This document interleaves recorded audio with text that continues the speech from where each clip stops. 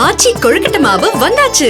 ஆச்சி கொழுக்கட்டை மாவிற்கு கொழுக்கட்டை அச்சை கேட்டு வாங்குங்கள். Colorful collections, trending fashions. The Chennai Silks in Aha Oho Adi sale. 50% வரை தள்ளுபடி. Meenakshi Academy of Higher Education and Research. Admissions open. Apply online. அறம் செய்ய விரும்பு. இந்த ஒரு எண்ணத்தில் ஆரம்பிச்சதுதான் அகரம். அத்தனை பேர் அத்தனை பிரச்சனைகள் இருக்கு. ஒவ்வொருத்துக்கும் ஒரு விதமா தனி மனிதர்களா நிறுவனங்களா நிறைய உதவிகளும் நிறைய மாற்றங்களும் இந்த சமுதாயத்தில் செஞ்சுட்டு இருக்காங்க. நான் நடிக்க வந்ததுக்கு அப்புறமா 2006 எனக்கு என்ன நடந்துட்டு இருக்குது, எனக்கு எப்படி இவ்வளவு அன்பு கிடைக்குது, இவ்வளவு அன்பு இவ்வளவு மரியாதை, இப்படி ஒரு இடம் கொடுத்துருக்காங்களே, நான் என்ன திரும்பி செய்ய முடியும் அப்படிங்கிற நன்றி உணர்வு தான் அகரம். இந்த அகரம்க்கு எனக்கு வழி காமிச்ச ஞானவேல் அவர்களுக்கு நான் எவ்வளவு நன்றி சொன்னாலும் பத்தாது. தங்கைகளா தம்பிகளா 15 வருஷம் ஆயிடுச்சு விதை. எப்படி இருக்கீங்க? இதெல்லாம் பார்க்க எப்படி இருக்கு?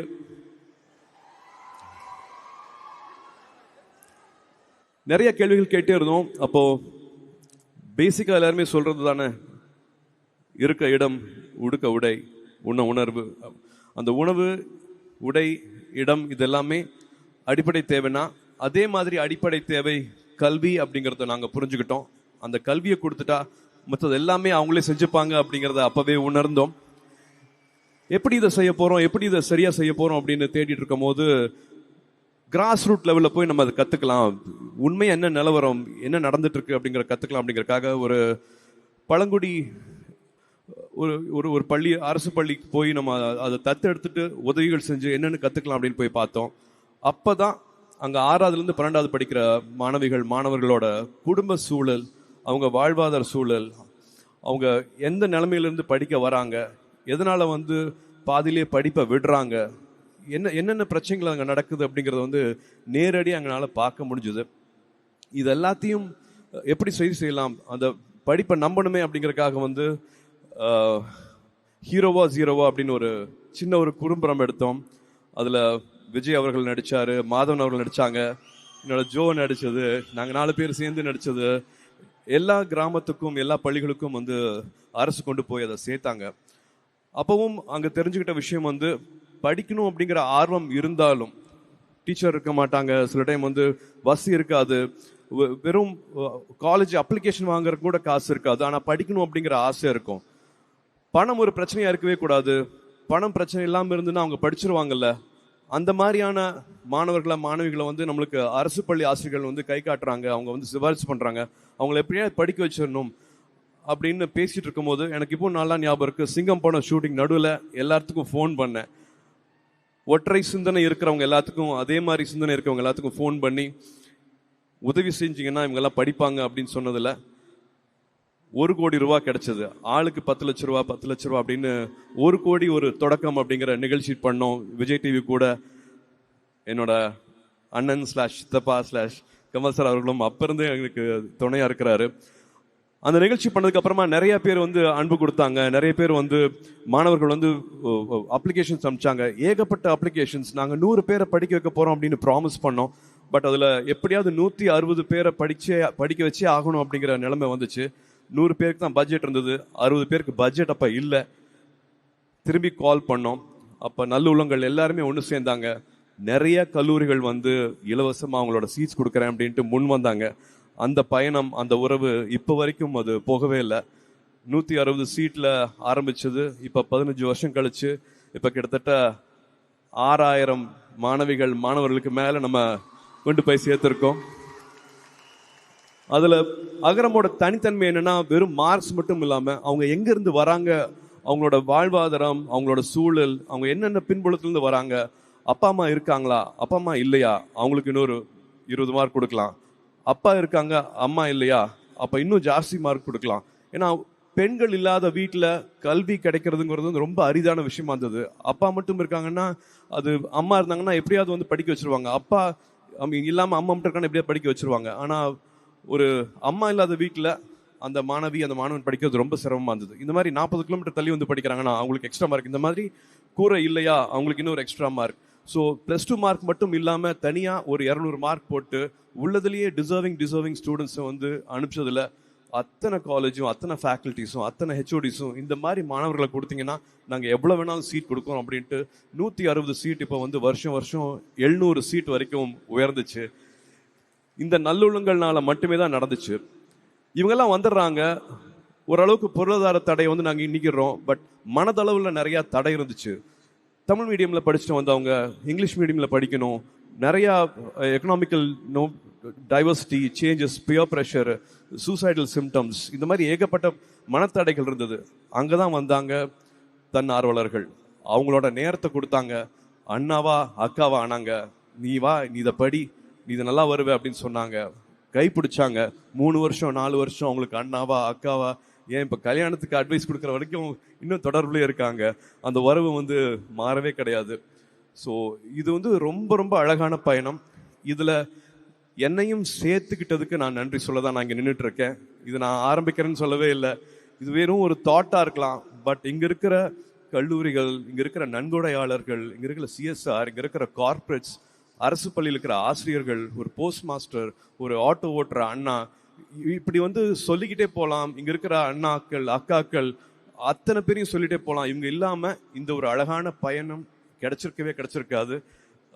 இதுக்கு நீங்க முக்கியமான காரணம். உங்களோட விடாமுயற்சி தான் வந்து எங்களை இந்த 15 வருஷம் கூட்டிட்டு வந்துச்சு. நீங்க பாதியில படிப்பை நிப்பாட்டி இருந்தீங்க, இல்லாட்டி நீங்க இந்த மாதிரியான கனவுகளெல்லாம் நீங்க வந்து ஜெயிக்கல அப்படின்னா எங்களோட 15 வருஷ பயணம் இருந்திருக்காது. நீங்க எதிர்நீச்சல் போட்டீங்க. வாழ்க்கை என்னென்னமோ பண்ணிச்சு, உங்களை எதுவுமே கொடுக்காம இருந்துச்சு. ஆனா அதை பத்தியெல்லாம் கவலைப்படாம எனக்கு இதுதான் இலக்கு, நான் கல்வியை நம்புறேன், கல்வி தான் எனக்கு ஆயுதம், நான் நிச்சயமா நான் படிப்பேன் அப்படின்னு சொல்லிட்டு 15 வருஷம் நீங்க விடாம பண்ண இந்த முயற்சிகள் தான் இந்த நாளைக்கு எங்களை கூட்டிட்டு வந்திருக்கு, நம்மளை கூட்டிட்டு வந்திருக்கு, நம்மளை குடும்பமா ஆக்கியிருக்கு. எனக்கு இவ்வளவு தங்கச்சிகள் கிடைச்சிருக்காங்க, இவ்வளவு தம்பிகள் கிடைச்சிருக்காங்க, இவ்வளவு உறவு கிடைச்சிருக்கு. இது மட்டுமே பண்ணாம வந்து நீங்க திரும்பி கொடுத்துருக்கீங்க. நான் இப்பதான் அண்ணன் சொல்லிட்டு இருந்தேன், நான் வந்து அகரம் ஆரம்பிக்கும் போது எனக்கு 35-36 வயசு இருக்கும். பட் நீங்க 20 வயசு 22 வயசுலயே வந்து சமுதாயத்தை பத்தி திரும்பி நினைக்க ஆரம்பிச்சிட்டீங்க. இப்ப அகரம் நடத்திட்டு இருக்கிறது வந்து அகரம் முன்னாள் மாணவர்கள். ஸோ அதுதான் வந்து எங்களுக்கு ரொம்ப ரொம்ப சந்தோஷமான விஷயமா இருக்கு. இந்த செயின் வரணும், இந்த சைக்கிள் வரணும்னு ஆசைப்பட்டுட்டு இருந்தோம். அது ரொம்ப அழகாவே வந்திருக்கு. அது ரொம்ப அழகாவே நீங்க நடத்தி கொடுத்துட்டு இருக்கீங்க. கற்க கசடர கற்பவை நிற்க அதற்கு தக அப்படிங்கிற மாதிரி படிச்சதையும் பெற்றதையும் திரும்ப பல மடங்கா நீங்க கொடுத்துட்டு இருக்கீங்க. அதோட சந்தோஷம் சொல்லி மாளாது. இதுக்கு எல்லாமே வந்து ஒரு தாட் வந்துச்சுன்னா வந்து அகரம்ல இருக்கிறவங்க எல்லாருமே வந்து நிச்சயமா காரணம். நான் வந்து ஞானவேல் சொல்லுவேன், ஜெயஸ்ரீ சொல்லுவேன், ஆண்டனி சொல்லுவேன், கவிதா சொல்லுவேன், இன்னும் பின்னாடி இருக்கிற 1000 பேர் அத்தனை பேரையும் சொல்லணும். அகரம் இவ்வளவு கட்டுக்கோப்பாக, இவ்வளவு எதுவுமே இல்லாம தாமஸ் அங்கிள் சொல்லணும், இப்படி சொல்லிட்டே போயிட்டே இருக்கலாம். இவங்க எல்லாமே வந்து நம்மளுக்கு வழிகாட்டி வேணும். எனக்கு ஆரம்பிச்சது வந்து அப்பா தான். வீட்டில் நடந்த +2 ஃபங்க்ஷன்ஸ் தான் வந்து எனக்கு இந்த நிலைமையை வந்து கண்கூட பார்க்கறதுக்கு, நான் கனெக்ட் பண்ணிக்கிறதுக்கு எனக்கு ஒரு வாய்ப்பாக இருந்துச்சு. அப்படி பண்ணா இன்னும் அப்பாவுக்கு உதவி செஞ்ச ஆறுமுகம்னு எங்களுக்கு தூரத்து சொந்தக்காரர். அப்பாவை வந்து அடிக்கடி பார்த்தும் கூட கிடையாது. அப்பாவை கிட்டத்தட்ட ஒரு 14-15 வயசுல கிராமத்திலிருந்து இங்கே கூட்டிட்டு வந்து வழிகாமிச்ச அவர் வழிகாட்டி இருக்கிறாரு. அந்த மாதிரி ஏகப்பட்ட வழிகாட்டிகள் இருக்காங்க அகரம் உருவாகிறதுக்கு. சிரஞ்சீவி சார் ஒரு வழிகாட்டின்னு சொல்லலாம். இன்னும் எத்தனையோ பேர் வந்து வழிகாட்டிகள்னு சொல்லலாம். ஆனா எனக்கு பர்சனலா ஒரு முக்கியமான வழிகாட்டி இருக்கிறாரு. இந்த விரல் இருக்கு இல்லையா, இந்த விரலுக்கு வந்து நிறைய அர்த்தங்கள் சொல்லலாம். இது கேள்வி கேட்கிற விரல் சொல்லலாம், குறை சொல்ற விரல்னு சொல்லலாம், மிரட்டுற விரல்னு சொல்லலாம். ஆனா இதே விரலை நம்ம இப்படி கீழே காமிச்சோம்னா, நான் இருக்கேன், விரலை பிடிச்சிக்கோ, நீ வா அப்படின்னு கூட்டிட்டு போற விரல் இருக்கு இல்லையா, எனக்கு அந்த விரல், எனக்கு அண்ணா /சித்தப்பா நம்மளோட கமல் சார் இதை ஏற்கனவே சொல்லியிருக்கிறாரு. என் ரூம்ல இருக்கிற போஸ்டர்ல வந்து நான் கமல் சார் போட்டோ வந்து நான் ஒட்டி வச்சிருக்கேன். நாயகன் படம் பார்த்துட்டு மீசையெல்லாம் எடுத்திருக்கேன். அந்த போஸ்டரை ஒட்டிட்டு எங்களுக்கு நடுவில் இப்படி ஒரு உறவு கிடைக்கும், இப்படி ஒரு பயணம் கிடைக்கும் அப்படின்னு நான் நினைச்சு பார்த்ததே கிடையாது. ரசிகர் மன்றங்களா இருந்ததை வந்து நற்பணி மன்றமா மாத்துறது வந்து அவர் தான். ஒரு கலையில வந்து சலங்கை ஒளி பண்ணிட்டு நாயகன் இவர் தான் பண்றாரா, தேவரமன் இவர் தான் பண்றாரா, காசுக்காக பண்ணவே இல்லை. அந்த கலைக்காக வந்து தன்னைத்தானே எவ்வளவு உயர்த்திக்கலாம், மற்றபடி மற்றவங்களை எப்படி இன்ஸ்பயர் பண்ணலாம் அப்படிங்கிறது மட்டுமே வந்து நான் அவர் அப்படிதான் பார்த்தேன். நான் வேற தொழிலா இருந்தா கூட எனக்கு அவர் தான் எனக்கு இன்ஸ்பிரேஷன் இருப்பாரு. நான் உயர்றதுக்கு, நான் வளர்றதுக்கு, நான் ஒரு இலக்கை தொடுறதுக்கு என்னைக்குமே அவர் தான் இன்ஸ்பிரேஷன் இருப்பாரு. அவர் திரும்ப திரும்ப சொல்ற மாதிரி, படத்துலையும் சொன்ன மாதிரி, அடுத்த வினாடி ஒழித்து வைத்திருக்கும் ஆச்சரியங்கள் இந்த உலகத்துல ஏராளம். Miracles happen. நினைக்கிற கனவு நிச்சயமாக நிறைவேறும். அண்ணாவை அகரம் சார்பாக மேடைக்கு அழைத்து உங்களுக்கு ஆசீர்வாதம் சொல்லணும்னு ஆசைப்படுறேன்.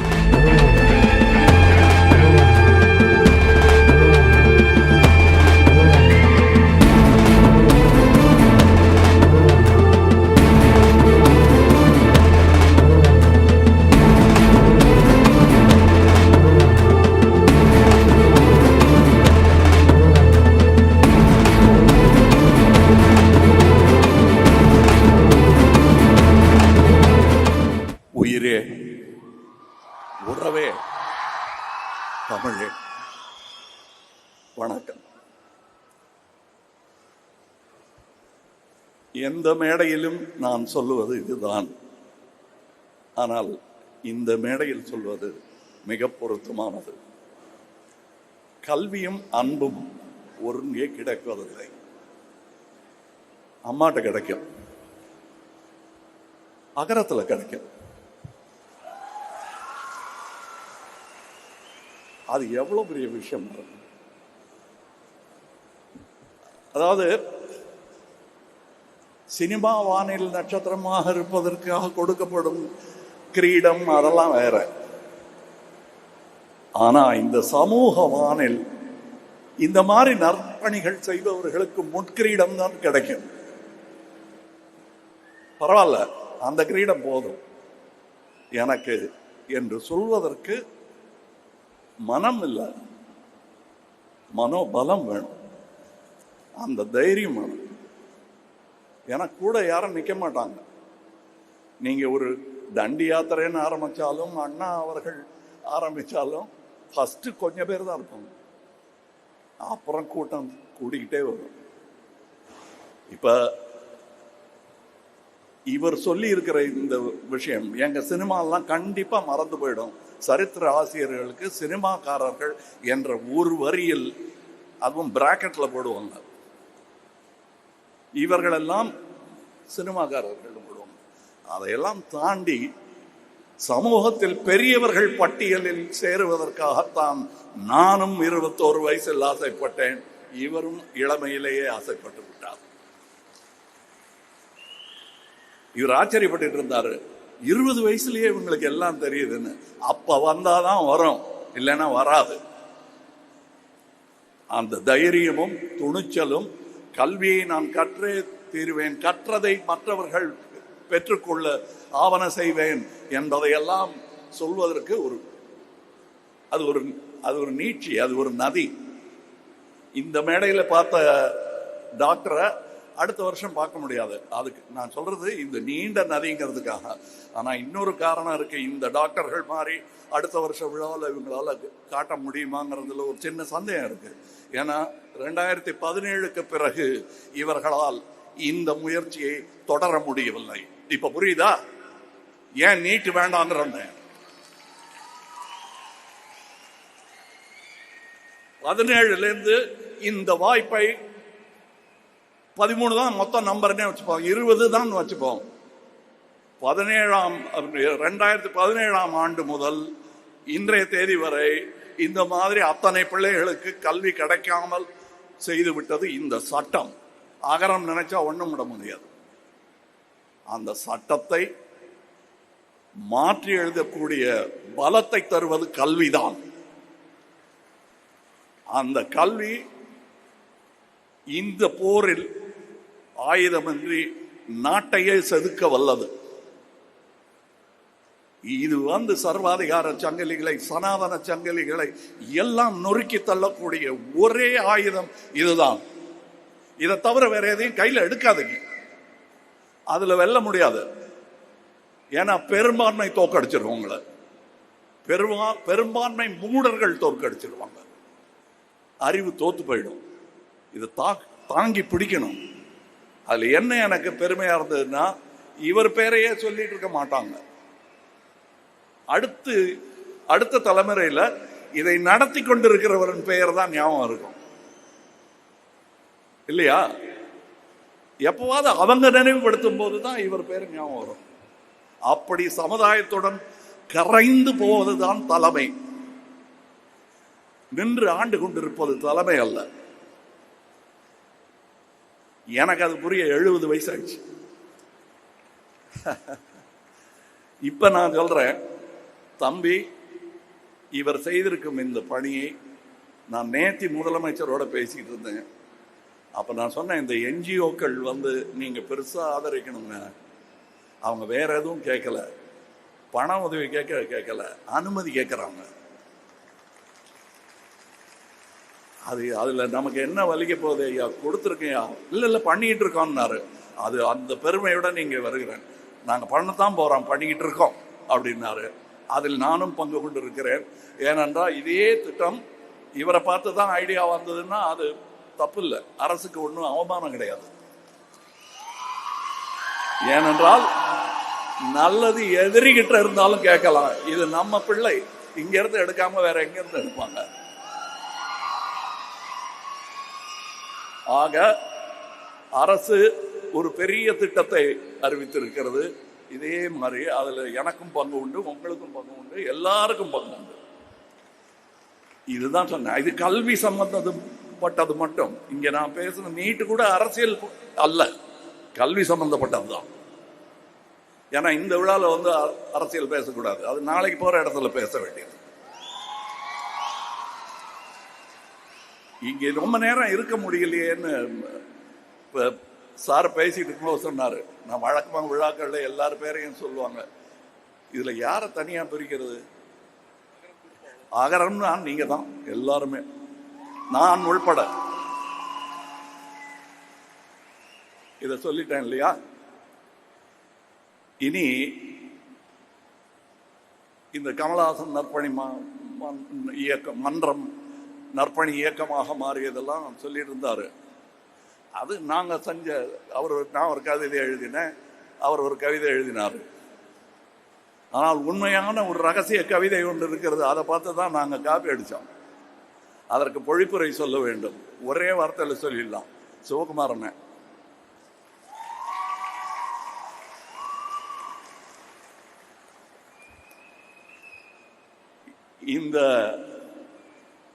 இந்த குற்றத்தை செய்தவர் அவர் தான். ஏன்னா எதிர்த்தரப்புல இருந்து பார்க்கணும்ல அதை. இந்த குற்றத்தை செய்தவர் அவர் தான். நான் ஃபர்ஸ்ட் பெரிய நடிகனா வளர்ந்து இருந்துட்டு இருக்கும் போது இப்படி நகர்ந்து இடம் கொடுத்தவர், வா அப்படின்னு. நிஜமா நான் சொல்றது மேடை அலங்காரம் இல்லைங்கிறது அவருக்கு தெரியும். இது நாங்க 2 பேரும் பேசிக்கிறோம், நீங்க ஒட்டு கேட்கறீங்க அப்படி வச்சுக்கோங்க. இந்த மைக்கும் அதான் செஞ்சிட்டு இருக்கு. நிஜமாவே அவருக்கு அண்ணன் தம்பி உறவுங்கிறது வலுக்க ஆரம்பிச்சிருச்சு போக போக. இவரெல்லாம் பிறந்தது இன்னும் ஜாஸ்தியா தான் ஆச்சு. அண்ணன் கல்யாணத்துக்கு நான் போயிருக்கேன், அங்க உட்காந்து சாப்பிட்டுட்டு இருக்கிற போட்டோ எல்லாம் எங்கிட்ட இருக்கு. அவர் தான் சொன்னாரு, இந்த ரசிகர் மன்றம்லாம் வேணாம்ப்பா, பெரியவங்க எல்லாம் அரசியல் போறதுக்காக ஆரம்பிச்சாங்க, நீ ஏன் அதெல்லாம் பண்ணிட்டு இருக்க, நம்ம வேலையை பார்த்துட்டு போறோம், நான் இருக்கேன் பாரு அப்படின்னாரு. நானும் சரின்ட்டேன். ஆனா பாலச்சந்தர் சார் பண்ண தப்பு, எனக்கு கொஞ்சம் நட்சத்திர அந்தஸ்து வந்துருச்சு. நிறைய பேர் வந்துட்டாங்க, அவங்கள வேண்டாம்பான்னா நிறுத்த மாட்டேங்கிறாங்க. அப்புறம் அண்ணன்ட்ட சாரி சொல்லிட்டு நற்பணி இயக்கமா மாற்ற போறேன், அது ரசிகர் மன்றம் இல்லைன்னு சொல்லிட்டு ஆரம்பிச்சது. அதுக்கு என்ன பாராட்டி இருக்காரு அவரு. ஆக எந்த கவிதையுமே அதற்கு முன்னோடி ஒன்று இருக்கும். இது அற்புதமான கவிதை, அதில் விதை அந்த ஆளு. அவர்கிட்ட கேட்டோம்னா அவர் பல பேர் சொல்லுவார். அது ஒரு அந்த குடும்பம் கனெக்ட் ஆயிடும். எப்படி இருந்தாலும் உலகத்துல எங்க இருந்தாலும். எனக்கு இன்னைக்கு நான் ஃப்ளைட்டுக்கு போனோம் டெல்லிக்கு, அதனால தான் இங்கே இல்லைன்னா நான் பேசியிருப்பேன் இன்னும் நிறையா. இங்கே காலையிலேயே வந்திருக்கணும் நான் உங்களை மாதிரி. பட் வேலை நிமித்தமாக நான் நிறைய டீசர், ட்ரெய்லர், சினிமா, நாங்களே ஆடியோ ரிலீஸ் அதெல்லாம் பண்ணுறோம். அதிலெல்லாம் கிடைக்காத சந்தோஷம் இதில் எனக்கு கிடைக்கிறது. அது நாங்கள் பண்ணுறது பல மக்களை சந்தோஷப்படுத்தும் ஒரு அற்புதமான கலைத்துறை. ஆனால் அது வியாபாரத்துறையும் கூட. லாபத்தை எதிர்பார்த்து கொண்டே இருக்கும். அதுல எனக்கு அதுதான் சோர்படுது. எனக்கு அது வேற விஷயம். அதுதான் நற்பணி இயக்கத்தையும் நடத்துகிறது. அதற்கு நன்றி சொல்லிக்கொண்டு அதோட இருக்கலாமே தவிர, அவங்க கேட்குற கேள்விக்கெல்லாம் எனக்கு பதில் இல்லை. ஏங்க பாட்டு எத்தனை பாட்டு, ஸ்டண்ட் இருக்குமா, ஃபைட்டெல்லாம் இருக்கு இல்லைங்க. அப்புறம் வெளிநாட்டில் பாட்டெல்லாம் எடுப்பாங்கன்னா எடுக்கிறோம் அவங்க கேட்டதுக்காக. ஆனால் இங்கே பார்த்தேன்ல வெளிநாட்டு காட்சி, அதுதான் that is a love story. காதல் பாட்டு நீங்கள்லாம் பாரிஸில் ஈஃபில் டவருக்கு அடியில் நின்று பாடுறீங்களே, அது இல்லை. ஆஸ்பத்திரியில் நின்று அவங்க பேசிக்கிட்டு இருக்காங்கல்ல, அது எனக்கு பாட்டா கேட்குது. அன்பு, கல்வி போதுமானது. இந்த ஆயுதத்தை வைத்து உலகத்தை வெல்லலாம். அதற்கான படை இது. எங்க நிக்க சொன்னாலும் இந்த கூட்டத்தில் நான் நிற்பேன். ரொம்ப நேரம் பேசிட்டு இருப்பேன். நான் எனக்கு பிடிக்கும். அதுவும் அவர்கிட்ட இருந்து கற்றுக்கிட்டது தான். நாங்கள் 2 பேரும் பேச ஆரம்பிச்சோம்னா யாராவது நிறுத்தி இந்த பக்கம் இடுப்புல சண்டை பிரிக்கிற மாதிரி தான் பிரிக்கணும். எங்க 2 பேரும் போதுங்க, அவர் வீட்டுக்கு போகணும், நீங்களும் வீட்டுக்கு போகணும். அப்படியா, சரி, என் வண்டியில் ஏறு, நான் உனக்கு மிளகா பஜ்ஜி வாங்கி தரேன், உன் வீட்டில் இறக்கி விட்டுறேன்னு பேச்சு தொடரும். அப்படி பேசி வளர்ந்தவர்கள், பேசி வளர்த்தவர். அந்த பேச்சு இங்கேயும் கேட்டிருக்கோம். இவர் காதலையும் ஓதி இருப்பார் அந்த மந்திரத்தை. இதை உச்சரிக்க மறந்தவர்கள் அந்த உன்னதத்தை இழந்து விட்டார்கள். அன்பும் அறிவும் தான் அற்புதமான மந்திரங்கள். இதை தவிர வேற எந்த துதியும் நிந்தனை தான்.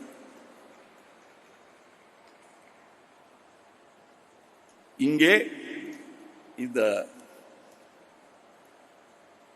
அகரம் குடும்பத்தில் பெரிய மனிதர்கள் இருக்கிறார்கள். டாக்டர் ஜெயரஞ்சன் அவர்கள், doctor P Veeramuthuvel, project director Chandrayaan, சகோதரர் வெங்கடேசன் அவர்கள். எங்களுக்கு நிறைய திட்டம் இருக்கும். கிட்டத்தட்ட உங்களோட பேச கிடைக்காத பேச்செல்லாம் அவரோட பேசியிருக்கேன். நான் அவங்க கிட்ட சொல்லிட்டேன். ஆனால் கூட்டத்தில் சொல்றது எனக்கு பெருமை. நான் இந்த அம்மாவுடைய பெரிய ரசிகன். என் பேச்சு மாறி போனதற்கு சமீப காலங்களில் இவரும் காரணம். ஏன்னா ஞாபகப்படுத்தணும், தெரிஞ்ச வார்த்தையை ஒகாபுலரி அடிக்கடி பேசிட்டு இல்லைன்னா மறந்து போயிடும். அந்த ஒகாபுலரி எல்லாம் எனக்கு எடுத்து கொடுக்குற அம்மா அந்த அம்மா. உட்காருங்கம்மா. நன்றி எல்லாம் வேணாம், நீங்க கொடுத்தது தர்மம், நாங்க சொல்ல வேண்டியதுதான் நன்றி. டைரக்டர் வெற்றிமாறன் வந்திருக்காரா? வந்திருக்காரா?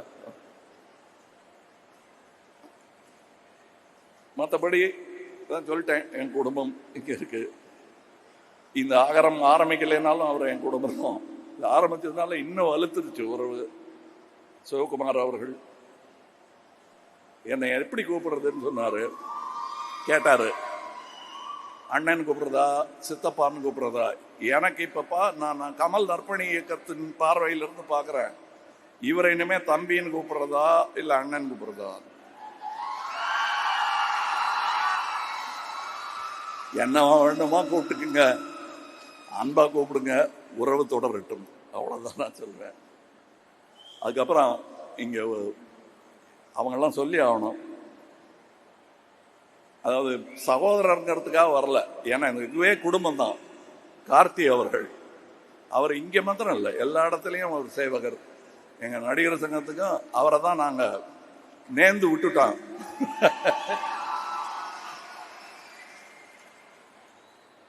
அப்புறம் என்னுடைய நண்பர் ஞானவேல் அவர்கள், ஜெயஸ்ரீ அவங்க தான் இதை நிர்வகிச்சிட்டு இருக்காங்க. SR பிரகாஷ் பாபு அவர்கள் அனைவருக்கு முதல்ல தான் இந்த பேரை ஆரம்பிப்பாங்க. ஆனால் வந்த உணர்ச்சி பிரவாகத்தில் மேட்ரை சொல்லிடுவாங்க, அப்புறம் பேரெல்லாம் படிக்கலன்னா நான் அப்புறம் வந்துட்டேன். நான் ஓரளவுக்கு நல்லா நடிப்பேன். அதில் யாருக்காவது சந்தேகம் இருந்தால் தம்பியை கேளுங்க, அண்ணன் தான். எனக்கு வக்காலத்து வாங்க அவங்க தான் வருவாங்க. இது எதுக்கு இப்போ சொல்கிறீங்கன்னு என் நடிப்பு மேலே எனக்கு சந்தேகம் வந்துருச்சு. அதனால தான் இதை கொண்டு வந்தேன். நான் ஒருவேளை நம்ம நடிக்க வராமல் அழுதுருவோமோன்னு பயம் வந்துருச்சு எனக்கு. நான் என்ன சொல்கிறேன்னு சிவகுமாரன் எனக்கு தெரியும்.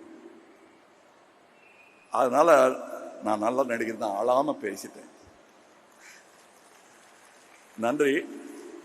ஏர்போர்ட்டுக்கு போனோம், அதுக்கு முன்னாடியே பறக்க ஆரம்பிச்சிட்டேன் நான். வணக்கம்.